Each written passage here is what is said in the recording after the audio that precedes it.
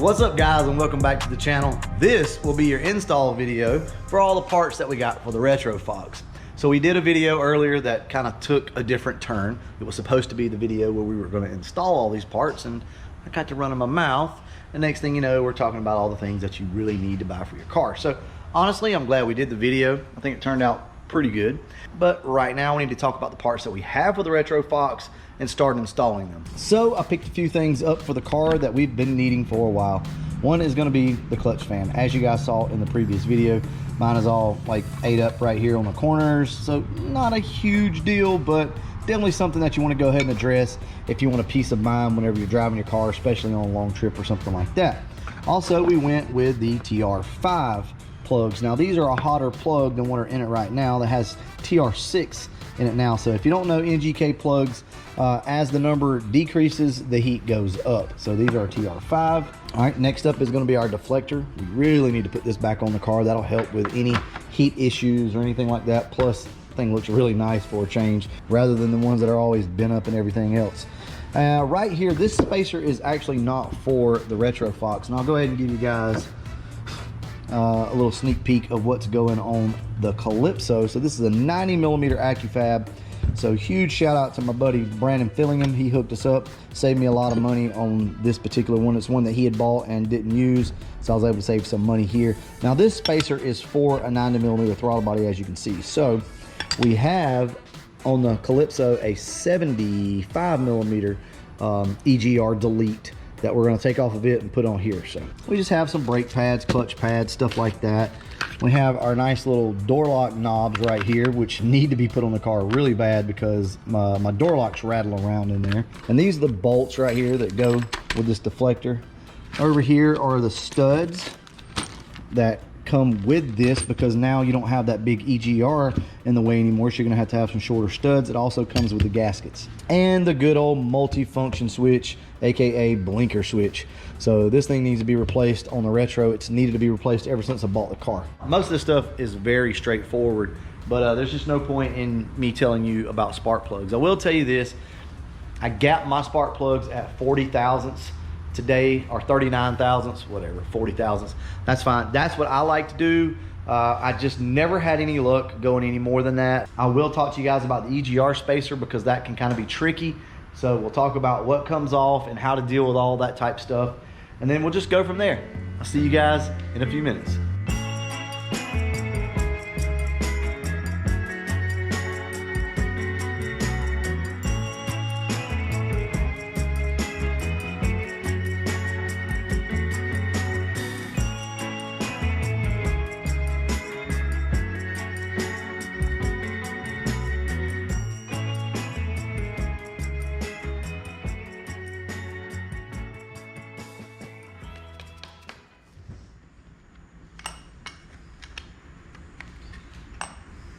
What's up, baby?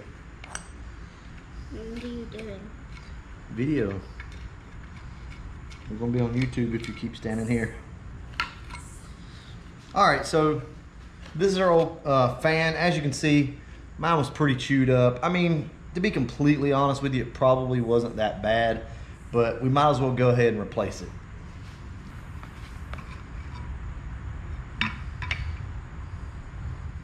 All right, there you go. All right, push as hard as you can, okay? There you go. Try it again. Go. Go. Use both hands. All right, you ready? Go! All right, let Daddy see how tight you got it. You ready? You ready? Hold on. Hold on. Hold on. Guys, that's actually pretty tight. High five. Good job. All right, guys, so that's it. We have our fan now ready to go back in the car.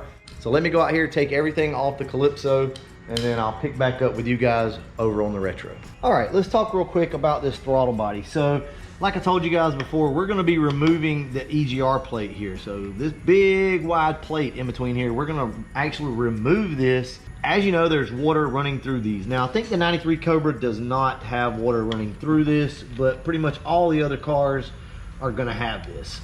I've never really liked this design anyway because it just puts hot water in here, so I usually do this anyway, but you can buy a cap that'll go right here, just anything to cap that off. All you're gonna wanna do is just unplug everything.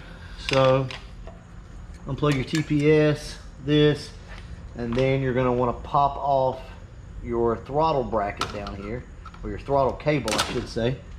Just like that. Get that out of the way. And then the next thing is take off the actual bracket for the throttle cable back here. And I think that's a 10mm on mine. I'll go ahead and tell you guys ahead of time, these throttle bodies that have never been off, like ever, are really tough to get off. So don't stress over it, just take your time with it. Okay, so like I said before, take your time with this because a lot of times these things do not want to come off. So a lot of times you just need to give them a little bump. They're gonna have some water in them, that's fine. Not a big deal. And there you go. That is gonna be the easy part. This right here, possibly not gonna be easy. So, all right, so I wanna show you guys how to get these studs out. This is one of the best ways to do it, really. You can put vice grips on these because there are no threads up through the middle of these studs, so if you need to, you can do that. But let me show you guys. You can just use the same nuts that came off of these. Once you get your plate off, screw one on, screw the other nut on behind it. I know a lot of you guys already know how to do this. So all I'm gonna do here, so I'm just using what I have, is lock these two down right here, ever so slightly. Don't lock them down too tight because they're gonna be hard to get off later. But that outer nut just keeps the inner nut from coming off, and then you can go ahead and back this stud all the way out. There again, that's what it looks like. Now just take your 2 wrenches or whatever you were using. This is all I was using. And just separate them, just like that. And you're good to go. This one will come off, and that one will come off. All right, guys, I'll get up with you once I get everything off of the Calypso. All right, so as you can see, we have our delete plate on. And if I can give you guys a little tip here, make sure that you only start one stud and then slide your plate on and then put the other studs in. And we have our gasket on. We should be good to go here. Okay. All right, I'm gonna go ahead, finish this up. I'll get back with you when we move on to the next thing. Some things that you're gonna need to know if you wanna do this EGR block off. Don't mind this bolt. I didn't have anything to put in here, so I'm gonna have to go get a nipple so that I can connect this to that. So this is just temporary. One of the important things though that I wanna talk to you about when you do this, and honestly it's something that I was unaware of because the Calypso didn't have this, is your cruise control. So right back here, you can see that this is part of the cruise control, and it attaches down here to your arm right here.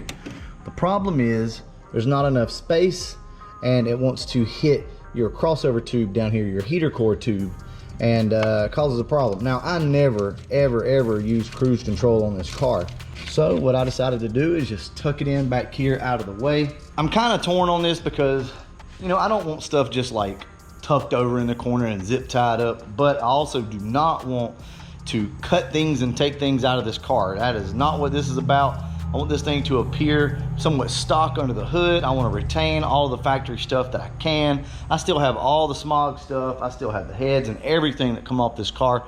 Not that I'll ever sell it, but we're just going to keep things simple, right? Everything can be put back on if we choose to. So that's completely up to you ever how you want to do that. That's just something that I want you to take note of. 75mm, your inlet hose will work. It's just going to be a little tight, but it'll work. And we'll get all this cleaned up tomorrow with a nice nipple and connect everything back. I'll get back to you guys once we install the multifunction switch, go over a few things with you, and I think that's going to wrap this video up. So I'll see you guys in just a few. All right, so this will be the last thing that we talk about on our install tonight, and that's going to be the multifunction switch. You don't have to take the dash and all that stuff out. And I'm just going to use one of these little Torx adapters here.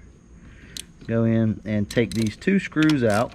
And believe it or not, this is a really easy fix, guys.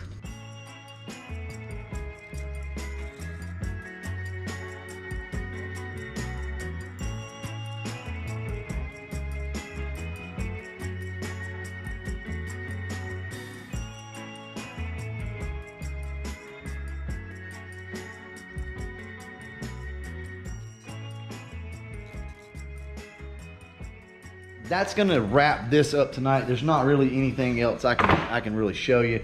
I'll come out tomorrow, we'll start the car up, and I'll just go ahead and slap this thing on. It just bolts on underneath the car. Fairly simple. But like I said, it's getting really late here tonight, so I'll do these things, come out tomorrow, show you all of it done, and maybe even take it for a quick drive just to test everything out and see how this new throttle body is gonna do. All right, see you guys tomorrow. We've got everything done that we wanted to do to the car, minus the little door lock knob things. We didn't get to that today, but that's fine. I ended up helping my father-in-law out. We been working on a big dent that was over here, so kind of got sidetracked on that. And so let's go ahead and take a look at everything. So let's look at the retro first. As you can see, that's a new throttle body. I think I showed you guys that last night. And once again, I forgot to go get the fitting, so I got to go get a fitting to put in here to be able to put that over there. But for right now, that's fine. I just did a base idle reset on it, so I think the car is pretty good. Throttle seems a little more responsive, and I don't know, it sounds pretty good. So we're going to take it for a drive. I'm going to let you know like how the car runs, let you hear the exhaust. I know you guys want to know that after the heads, but this will not be your official like draggy video where we take it out and really see what it's going to do. This is just going to be a quick thing down the road. Andrew's not ridden in the car since we got the exhaust. He wants to hear it. He's curious as to how they sound at wide open throttle as well. So let's go ahead and get to it.